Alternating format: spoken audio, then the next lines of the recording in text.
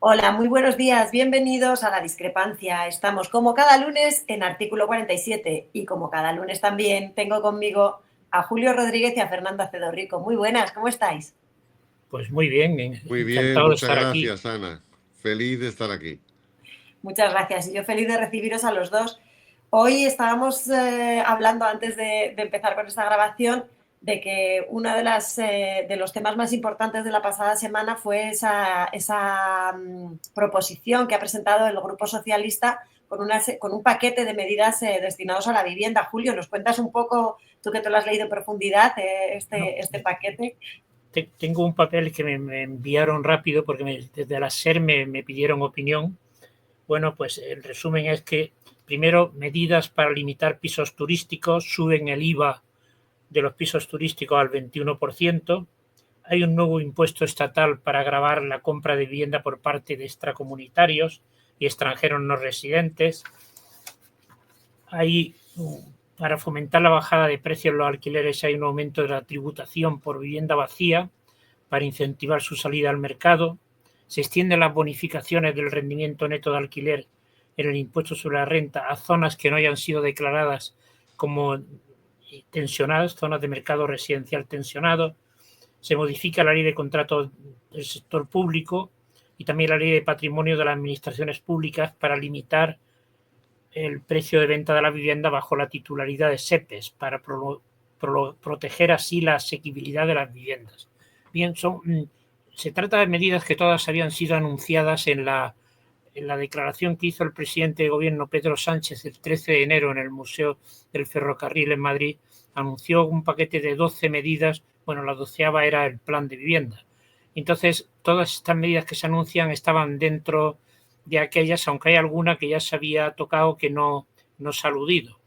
De momento, en general son medidas todas que son importantes, pero que la clave está en qué medida SEPES va a conseguir tener una presencia más dinámica de la que tiene hasta el momento, ¿no? Puesto que el presidente de gobierno anunció en aquella fecha y también en diciembre, con ocasión del Congreso del PSOE, que se crearía una empresa pública para la promoción de empresas, promoción de viviendas protegidas, asequibles o de carácter social. En enero se supo que SEPES iba a ser la empresa que iba a hacer ese papel, pero después de ese conocimiento, pues no se conoce ninguna iniciativa por parte de SEPES. Es decir, que en este momento creo que el sacar esta proposición de ley implica que el gobierno quiere sacar una serie de medidas que son importantes, pero que ninguna tiene la relevancia que tiene el que SEPES empezara ya a tener una mayor presencia en el mercado de vivienda, puesto que este proyecto de ley sale en unas semanas en las cuales la opinión pública aparece con mucha frecuencia artículos en los cuales se comenta que hay mucha más demanda que oferta, que hay que aumentar la oferta. Incluso el Banco de España hay un matiz muy sutil. El Banco de España en el informe de 2023 dijo que había que hacer más viviendas, pero incluyendo viviendas protegidas de carácter social. El Banco de España del año 24, que ha simplificado bastante el apartado de vivienda, pues habla solo de construir viviendas. Es decir, que el Banco de España del año 23 era más socialdemócrata que el Banco de España del año 24, en el cual dice lo mismo que dice, puede decir cualquier partido, puede decirse por el lado de la derecha, a construir.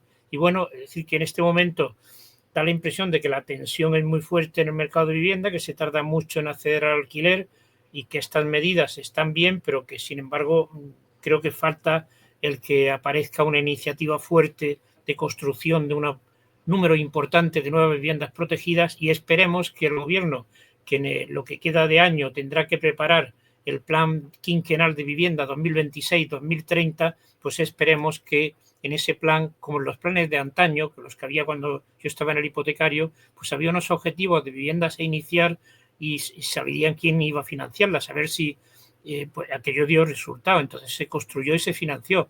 A ver si en el plan 2026-2030 pues hay alguna aportación adicional a estas medidas que han salido esta semana, que todavía no están aprobadas, puesto que es un proyecto de ley, pero que tienen entidad, pero que no llegan a la entidad que tendría que el gobierno dijera que vamos a construir ahora 30 o 40.000 viviendas anuales a partir del año que viene. Fernando, no sé tú, yo veo que son unas medidas fundamentalmente fiscales, fundamentalmente tributarias. ¿Esto es suficiente hoy en España, a tu entender? Ya hemos visto que por parte de Julio no. ¿A ti qué te parece? Pues a mí me parece peor que a Julio. Es decir, yo creo que la situación es crítica. Es crítica. He oído en relación con la proposición de ley algunos comentarios. No me ha dado tiempo a leerla, aunque la tengo, pero comentarios todavía peores, ¿no? Uno me parece que era una aportación que va a hacer Sumar, por el cual las personas jurídicas no van a poder comprar viviendas salvo que lo destinen a domicilio social. No sé si lo dice la proposición de ley, pero me suena más que lo decía el grupo Sumar. Luego también he oído que se iban a producir desgravaciones fiscales con relación al arrendador que alquila una vivienda en el caso que baje por debajo de lo que se considera un arrendamiento normal, que tampoco queda claro, ¿no? Que es un arrendamiento normal. Solo, Ana, a modo de ejemplo, en la última semana ha habido una sentencia del TSJ de Castilla y León que ha cuestionado el valor de referencia del catastro, diciendo que no es así, que no puede ser objetivo ni válido, sino que se tiene que hacer un informe detallado por parte de un técnico de la Administración, ha dicho el TSJ, porque la valoración era altísima, ¿no? Y curiosamente ayer leí otra que ha planteado un recurso el TSJ de Andalucía, en este caso una cuestión de inconstitucionalidad respecto al valor de referencia, ¿no? Que fue la famosa, no sé, la famosa noticia estrella de hace unos años. Con esto quiero decir que ¿qué se entiende por un alquiler asequible? No lo sé, no lo sé. No sé, yo la verdad que estoy muy perplejo, Ana, porque me acabé el libro de Burón de ayer, que de alguna forma parece que es un bestseller en materia de vivienda, no me lo parece. Dice cosas que son inexactas, ¿no? El Ayuntamiento de Madrid no había tomado medidas con relación al alquiler turístico, cosa que yo le envié a Julio, ¿no? Os envié el plan Reside, ¿no? Pero con lo que sí me quedo es con lo que dijo que en la época de Franco se dedicaba el 12% del PIB y ahora se dedica el 2%, ¿no?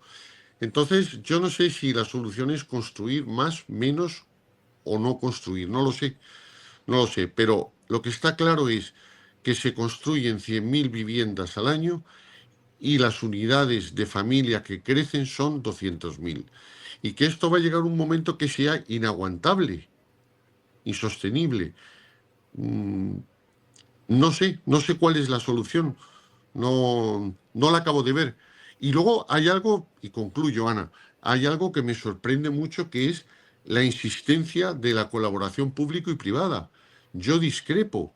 Yo creo que el derecho de superficie, y lo he gestionado yo, el derecho de superficie no ha funcionado, lo dice Burón criticándolo, pero yo le sugeriría que mire los archivos del Ayuntamiento de Madrid, el plan 18.000, que fueron la modalidad 1 y 2 en derecho de superficie, y nada más firmar pedían el pase al derecho de propiedad.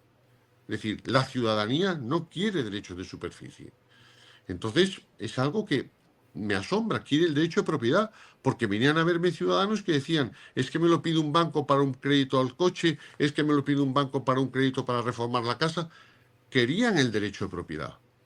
Y yo creo que se está jugando con figuras intermedias, como el derecho de superficie, como la concesión administrativa, que no acaban de funcionar. Yo siempre le pongo el ejemplo a Julio, que a ver si hoy me lo contesta, cuando la VPO régimen especial, que yo creo en la iniciativa pública, pero creo en la iniciativa pública para la VPO régimen especial y para la rehabilitación, donde si no los números no van a salir nunca.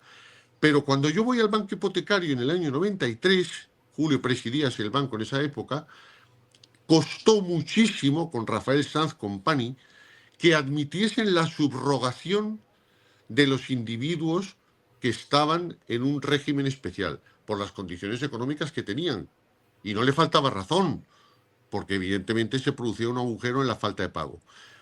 En resumidas cuentas, yo la verdad que no tengo un criterio claro de cuál es la solución a todo esto, pero que son parches, parcheamos, más parches. Primero fue la gran empresa pública, ahora parece que SEPES, las 180.000 viviendas de Pedro Sánchez, las 20.000 de Ábalos. Es un sudoku de vivienda que no lo acabo de entender muy bien. Fernando, ¿cuál era la pregunta para Julio? Porque no has llegado a hacer La la pregunta para pregunta. Julio, porque se ha hecho varias veces y veo que se me escapa a la contestación. Si ve tan social el tema de la vivienda VPO, régimen especial, ¿por qué el banco hipotecario, que había financiado no a los adjudicatarios, sino que había financiado a la empresa municipal de la vivienda? Yo me desplazo allí con el director financiero, Antonio Hidalgo, a ver a Rafael Sanz Company, y me costó por lo menos 6 meses que me admitiese el hipotecario subrogar en los contratos de compraventa de VPO régimen especial, que me admitiese la subrogación del adjudicatario de esa vivienda. Porque decían que eran insolventes y que evidentemente tenía que avalar la MV. Y conseguí que avalase la MV. Pero que hablamos mucho de esa parte social, pero luego la banca es la banca y juega con sus resultados. Y Julio, evidentemente, tendría que dar cuenta, imagino, a un Consejo de Administración y a un Banco de España. Pero costó Dios y ayuda la subrogación de los adquirentes de VPO régimen especial. ¿Y sabes por qué lo hacía Julio? Porque había un principio de caja única y tuve miedo de que en un momento determinado las cantidades que los adjudicatarios pagaban no se imputasen directamente al pago de la cuota hipotecaria. Por eso Bueno, presioné y lo acabé consiguiendo, con Rafael Sanz Company. sí. Bueno, es un tema evidentemente jurídico. El hipotecario siempre tenía fama de ser muy riguroso en esto de las garantías hipotecarias. Incluso las escrituras del banco hipotecario eran más grandes que las escrituras de un banco normal. Tenían más páginas. Y entonces lo que yo entiendo es que en aquel momento este Rafael Sanz Company lo que debió encontrar es que las características, porque en el banco hipotecario la subrogación de compradores de vivienda de protección oficial era el pan nuestro de cada día, era habitual, eso era corriente. Aquí debía de haber alguna circunstancia que Régimen hacía, general, Julio. sí, régimen general. Pero El régimen esto era régimen especial, que son las más importantes porque son las que liberan los terrenos de las juntas de compensación, por ejemplo. sí, posiblemente fuera el carácter de viviendas de régimen especial las que daba lugar a esta complejidad. No, Que eran esas, Julio, régimen especial. régimen especial, porque en este momento el régimen especial, por ejemplo, en Madrid ya no existe, que subsiste en algunas autonomías, subsiste en Andalucía, pero en Madrid no. Yo creo que en aquel momento probablemente fue que tal y como estaba redactado todo, probablemente el banco hipotecario debió pensar, Rafael Sanz Company debieron pensar que la posibilidad de recuperación del préstamo no quedaba asegurada con la garantía hipotecaria, es decir, que el prestatario no quedaba suficientemente obligado a devolver al banco la cuota del préstamo que había suscrito. Es decir, que yo creo que hay algún detalle jurídico que en aquel momento yo no llegué a enterarme de ese tema, pero desde luego tengo plena confianza en los juristas del banco hipotecario, pero estoy seguro que es que en aquel momento debieron encontrar que ahí había algo que lo hacía un poco diferente, posiblemente el hecho de ser vivienda de régimen especial y no vivienda de régimen general, que es el régimen especial en este momento está casi perdido, aunque yo creo que debería recuperarse a la vista de lo que está sucediendo. Es decir, que no te puedo contestar con todo rigor porque tendría que mirar mejor el asunto para poderte dar una respuesta rigurosa. Perdona un momento. Sí, sí. Yo estoy hablando, estoy en la tele. Bien, que suelto. Bien, o sea que no te puedo responder. Aprovechamos, Julio, para Sí. pedirte que te eches un pelín para atrás. Ahí, perfecto. Ya puedes seguir. Bien, y bueno, hemos comentado bastantes cosas, pero por ejemplo yo espero, después de leer parte del libro de Jaime Palomera, pues yo creo que la gente del sindicato de arrendatarios verán mal que se refuerce la degradación fiscal a los propietarios que rebajen el alquiler. Es decir, que esta figura, que en este momento, tal y como estaba prevista en la ley de vivienda, era que si rebajaban el 5% podían desgravar hasta el 90% en el IRPF, ahora puede llegar a ser hasta el 100% la desgravación fiscal, de acuerdo con el alcance que tenga la reducción del alquiler.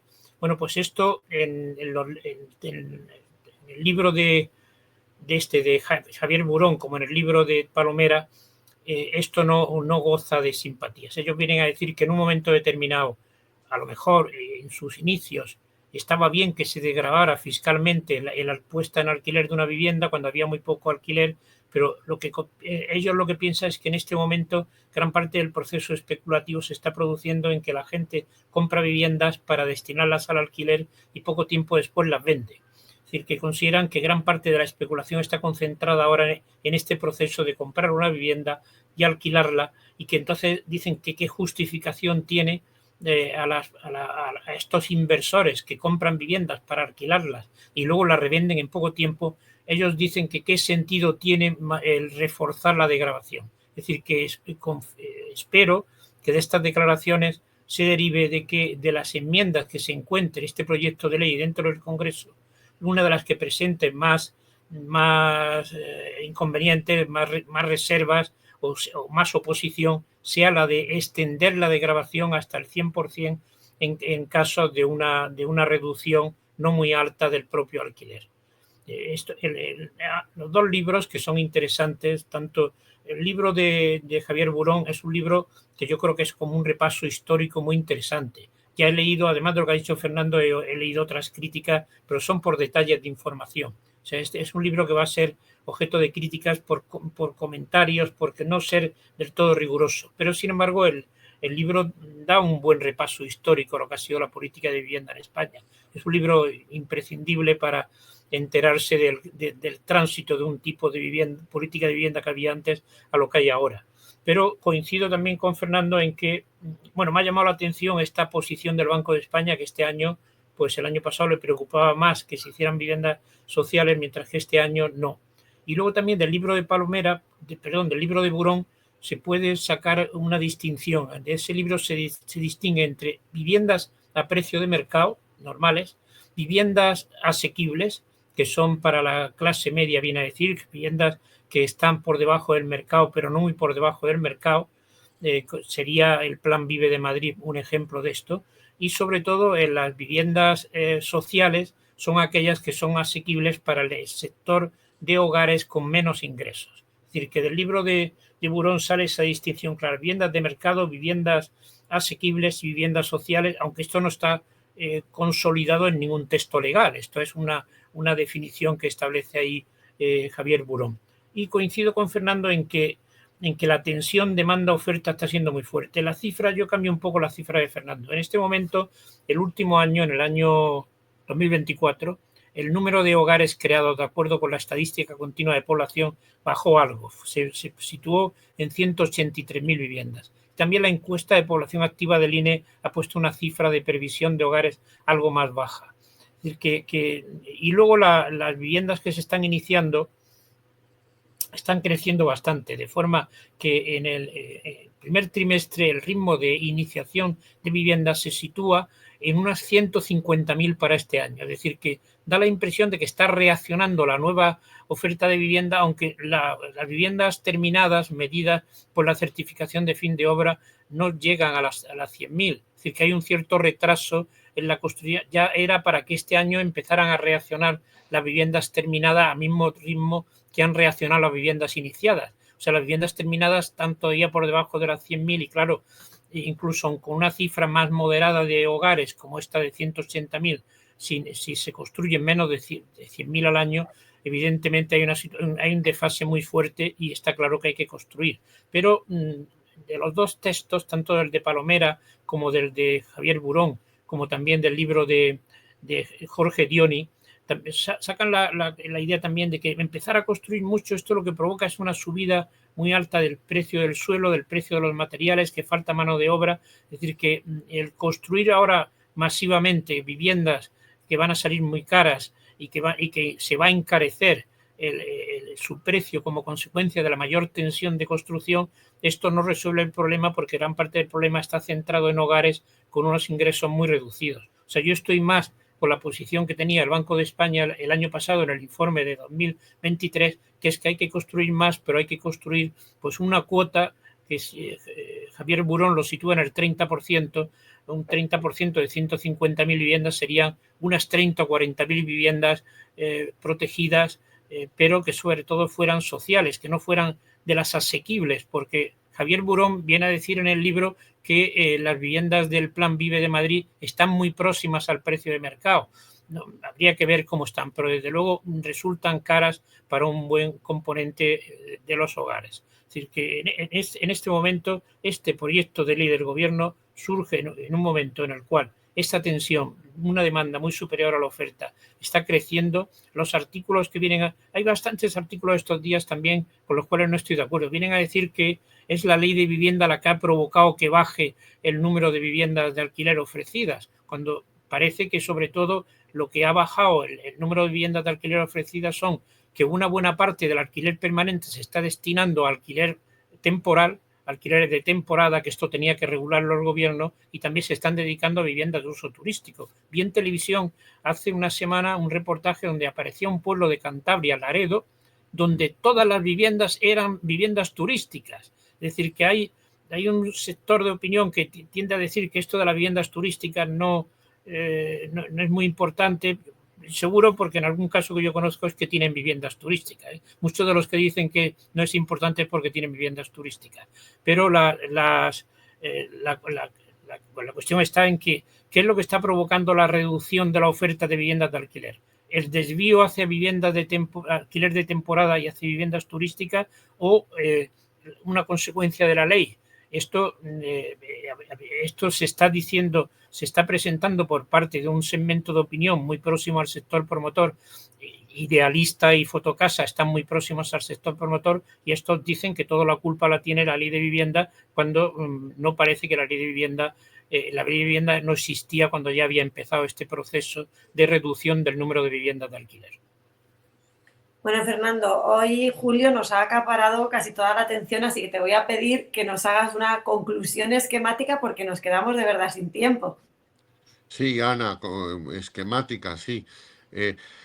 Bueno, yo alguna acotación en relación con lo que decía Julio del libro de Burón, bueno, que el plan Vive, que llega a unos precios prácticamente iguales a los de mercado. Yo creo que ya no, porque evidentemente lo que hizo el gobierno de Ayuso fue elevar el módulo, ¿no? Pero la gran pregunta del millón es, ¿se puede se puede construir si no se eleva el módulo? Es decir, ¿qué promotor se mete en hacer vivienda protegida si no le elevas el módulo para que los números cuadren? Y aún así cuadran con dificultad. Entonces, a modo de conclusión, te diría que después de leer muchos artículos, el de Palomera lo tengo que leer, es el siguiente que voy a leer, y luego el de Gerardo Roger. Para mí, la conclusión que saco es un poco radical, pero parece que el único sistema que funcionó en España, como bien dice Julio, es una historia de la vivienda en España muy interesante, el libro de Burón, fue el sistema de Franco. Fue el sistema de los del 12% del PIB dedicado a la vivienda. Os sugiero ver un programa de La Sexta ayer a las 6 de la tarde, que se habló de vivienda. Y se hablaba precisamente del periodo de los baby boomers del 1954 al 64, que fueron los que tuvieron muchas viviendas. en propiedad. Y que buena parte de la gente que ahora, de los millennials, de los Z, de los G, bueno, los distintos generaciones, Boomer y están millennial. heredando las viviendas que se construyeron en aquella época. Al final, entonces digo, ¿esa era la solución? Al final da la impresión de que la solución pasa por o viviendas al estilo soviético, es decir, viviendas a todo plan, con muros de hormigón y en plan salvaje, o las viviendas del 12% del PIB. Porque hasta ahora yo por lo menos no he encontrado. Bueno, un día podemos, si queréis, hablar del Pau de Vallecas, que creo que es un modelo que yo participé como presidente de la Junta de Compensación, y que si veis el ensanche del este de Madrid, se han hecho 25.000 viviendas a lo largo del plazo de 20 años. Y donde entró el IBIMA, donde entró la MV, donde entró una constructora, donde entró una... es decir, hubo un modelo muy bonito, pero que no se ha vuelto a repetir, que no se ha vuelto a repetir. Y eso es lo que me da rabia, porque se puede hacer. Y cuando queréis os reto, os explico con detenimiento el Pau de Vallecas. Pues si os Y cómo parece, ahí lo dejo. fraguó una colaboración público-privada con sensatez, llegando el metro antes que los ciudadanos y llegando a la urbanización de lujo antes de los ciudadanos. Solo nos faltó, cuando yo me fui, nos había hecho el parque que había proyectado Toyo Ito, que creo que se va a hacer ahora, no sé si es de Toyo Ito, pero es un modelo que entró el IBIMA, la MV, las cooperativas a través de Rosa Luxemburgo, entró Ortiz como promotor privado, Ibercaja como banco que financió toda la operación y se quedó con el industrial, y Carrefour con la mayor superficie comercial de Europa. Pues ahí quedan esas tareas para la semana que viene, que tú nos lo cuentes bien, Fernando, Julio, y que tú le pongas pegas, que seguro que se te ocurre algo. Que tenga en cuenta la financiación, porque Burón dice que aquella época, además de esa ayuda presupuestaria, fueron claves las cajas de ahorros y el crédito oficial. Pues ahí vamos, con esos deberes para la semana que viene. Muchas gracias por haberme acompañado. Perdonad por cortaros tan rápido hoy. No, perdonadme a mí por el retraso, perdón. No hay problema. Y ahí queda. La semana que viene nos vemos aquí en Artículo 47. Como siempre, en La Discrepancia. Muchas gracias. Hasta la próxima semana y gracias. Hasta la próxima semana. Hasta ahora.